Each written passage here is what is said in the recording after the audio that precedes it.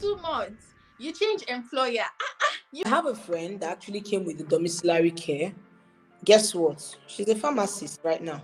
Hey guys, welcome back to the channel. The Queen of Resources is here to give you the information you've been looking for. So a lot of you have asked me how you can change employer when you get to the UK, if it's possible and all of that. That is why I've decided to bring my beautiful queen.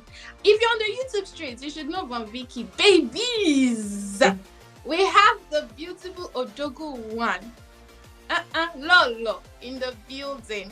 And she's here to tell you how you can change your visa, how she did, how she was able to change employer when she got to the UK via the carer route, and it's something you can do as well. So let me leave the beautiful queen to introduce herself. So the floor is yours, my queen.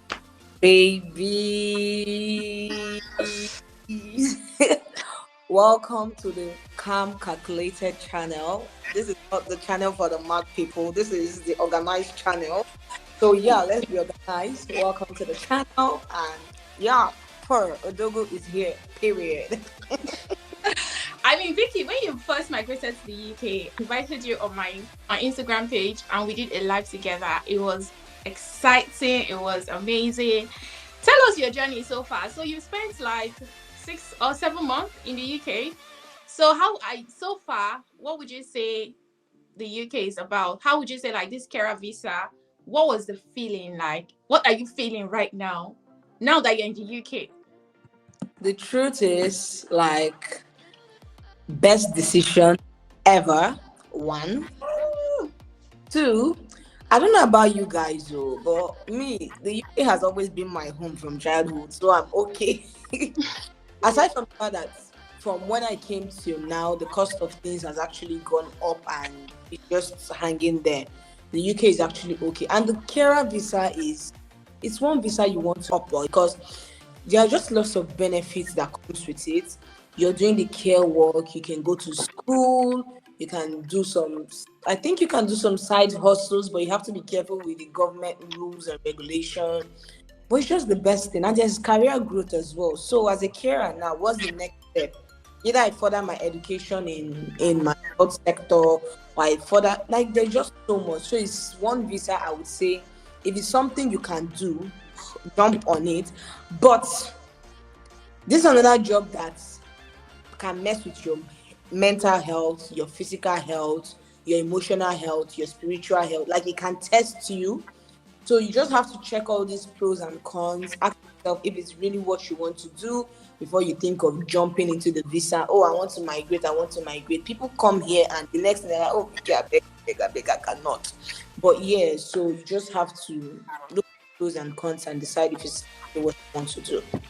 Okay, thank you so much for that. By the way, guys, in case you don't know Vicky, she's also a YouTuber. I mean, she vlogs about her life in the UK, her experiences, whatever it is that's going on in her life. She shares it on her channel. It's called Vicky Talks. I'm going to share the link of her channel in my description box below, and also going to tag her in this video just in case you want to check out some of her videos. And she talks about her experience as a care worker in the UK. It's a video you want to watch because, I mean, if it's something you're planning, you need to know what is going on. Anyway, girl, so a company sponsored you to the UK, and after 2 months, you change employer. You be Odogu dispenser. How did you do it? I mean, within 2 months of arriving in the UK, you change an employer. Like, you move from one company to another, and they still give you sponsorship. While people who are already in the UK are struggling to get one company to sponsor their visa. I mean, spill the bean. Let us know how you did it. I mean, I want to know. Give us the gist. I would call it, first of all, favor and grace from God. Because most times, in fact, every time is never by my power. So basically, I switched my job almost immediately because I looked at the cons of my job. It was not something that would favor me in the long run. Now, this is me trying to advise people through your platform because I also I don't know, you are aware that I put out a video about switching my employers. And I get a lot of messages, people saying, oh, they want to switch their employers and whatnot. Some people are trying to switch not for the right reasons, but because, oh, their friend is switching, or because Vicky has switched, they switch. Now, I will tell you guys that it is cost effective for you to switch your employers. What I will tell you guys to do is, first of all, try and make Indeed and LinkedIn your best friends. I keep saying it, that I met my employers on LinkedIn, and as it even stands, my LinkedIn is not the best. I always say, but I get a couple of recruiters that even get to me till date and tell me, oh, Vicky, I've come across your channel, or I've come across your page. Would you like to work with us and stuff like that? So I think everything is about grace, favor, and the hard work that you put into it. Because I'll tell you, for a start, you cannot be praying about something if you're not putting in the work.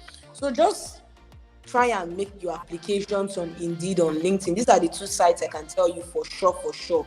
Especially if you're in the UK, like they are always bringing out sponsorship, tier 2 sponsorship for people that are here already. So just apply and make sure you ace your interview. That's another thing, because you're saying you've already had like 2 months experience in the UK. Let me know why I should take you away from your employer. Let me know why you should come work for us. So you to sell yourself in your interview that, oh, this is what you've done in your previous job roles and whatnot. And if you're good enough, they'll give you your offer letter with your sponsorship.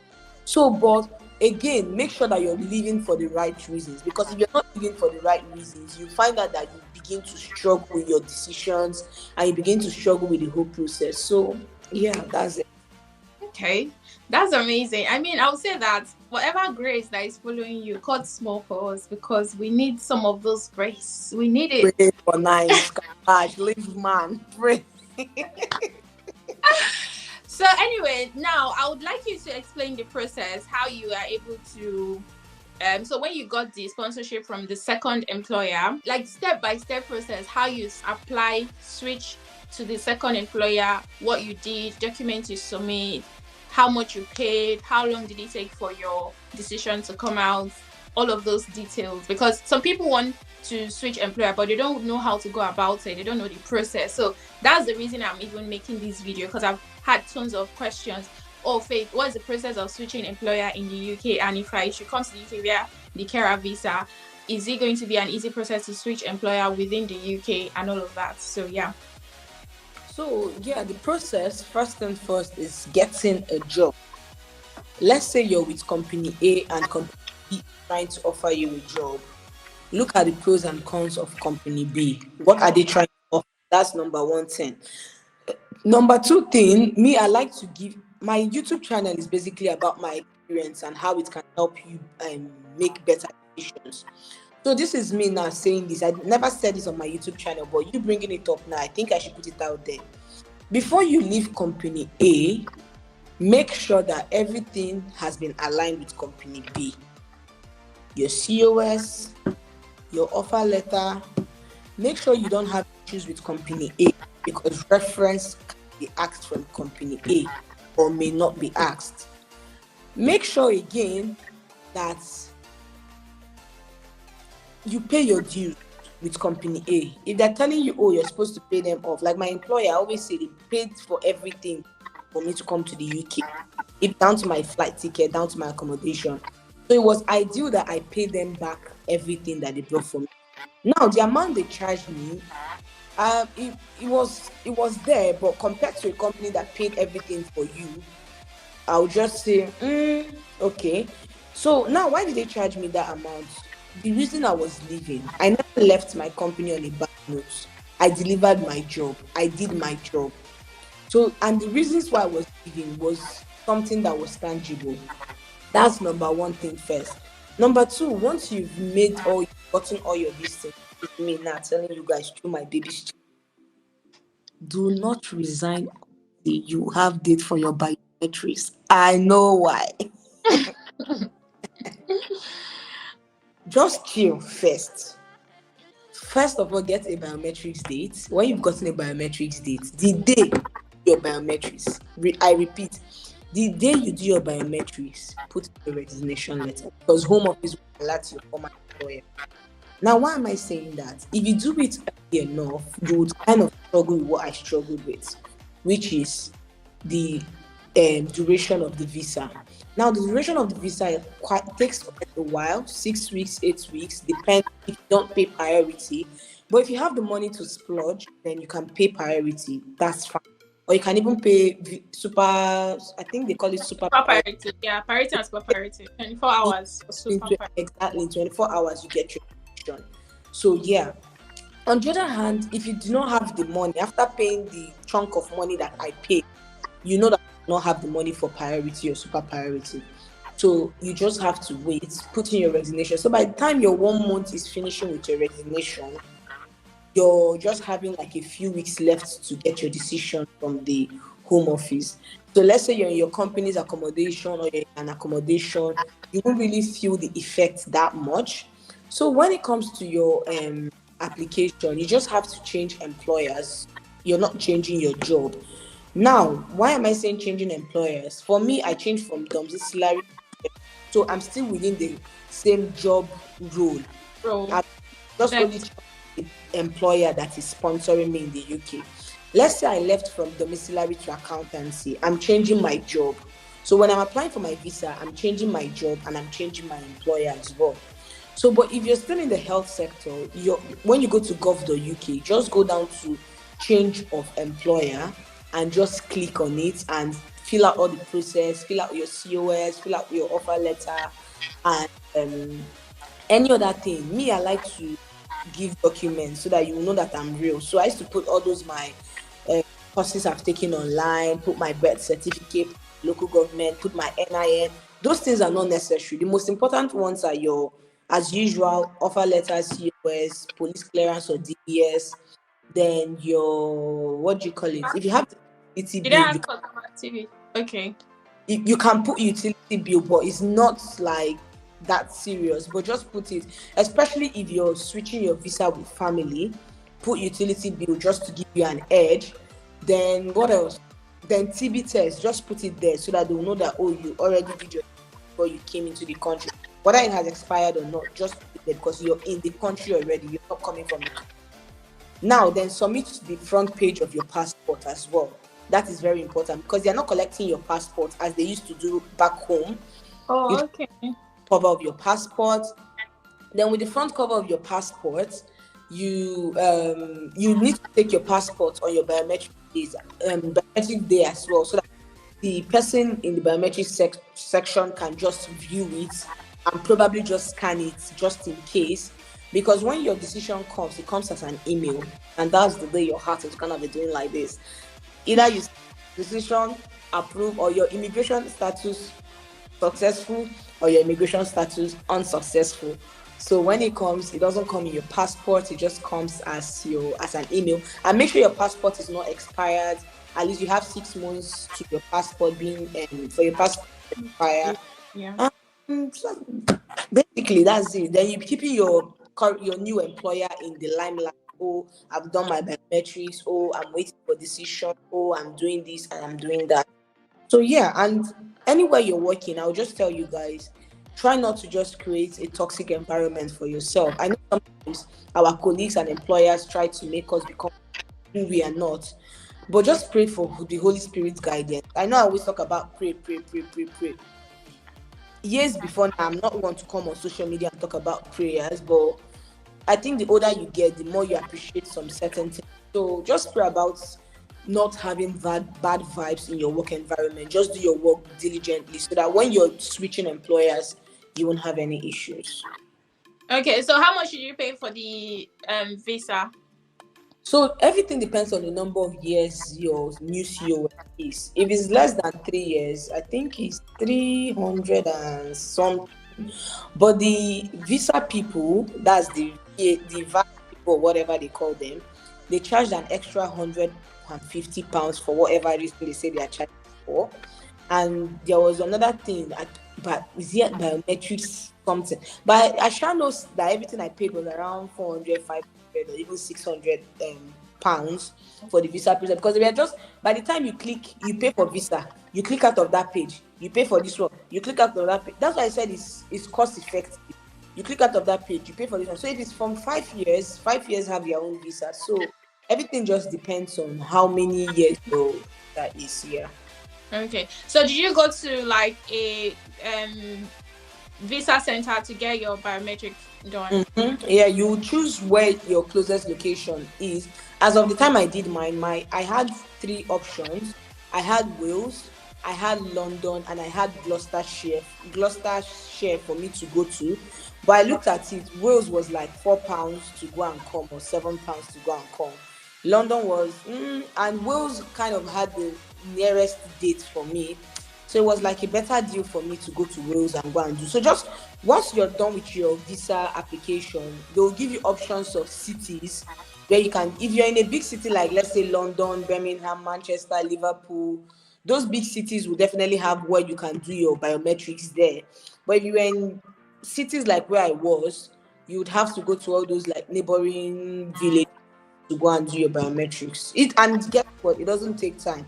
In less than 5 minutes, you're done. But make sure you're there. If they say 11, be there by 11. Because if you come 11:02, it's only grace of God that they'll use. So it's better you're there like 10:50 or 10:40 and just. Okay. So how long did it take for your decision to be successful? Obviously, it's successful because you're still in the UK.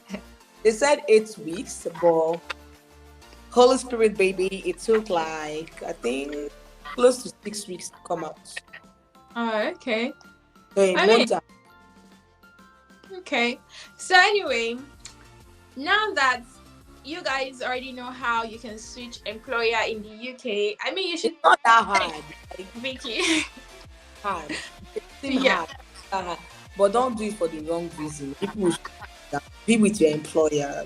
Being domiciliary care is a good one.